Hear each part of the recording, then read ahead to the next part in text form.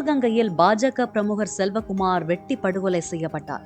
இந்நிலையில் அவர் வீட்டிற்கு ஆறுதல் கூற சென்ற பாஜக மூத்த தலைவர் ஹெச் ராஜா காலில் விழுந்து செல்வகுமார் குடும்பத்தினர் கதறிய சம்பவம் பெரும் சோகத்தை ஏற்படுத்தியது.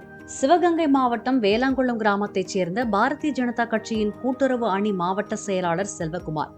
இவர் இளையான்குடி சாலையில் செல்லும் போது மர்ம ஆட்களால் வெட்டி படுகொலை செய்யப்பட்டார். இந்த சம்பவத்தால் எதிர்க்கட்சிகள் மீண்டும் ஆளும் திமுகவை விமர்சிக்க தொடங்கினர்.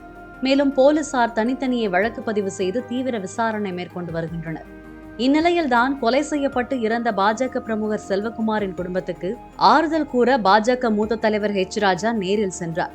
செல்வகுமாரின் வீட்டுக்கு சென்ற ஹெச் ராஜாவை பார்த்தவுடன் அவருடைய தாயார் அவரது காலில் விழுந்து, சார், அவங்கள சும்மா விட்டுறாதீங்க சார், நான் பெத்த பையனை இப்போ இழந்துட்டு நிக்கிறேனே என கூறி கதறி அழுதார்.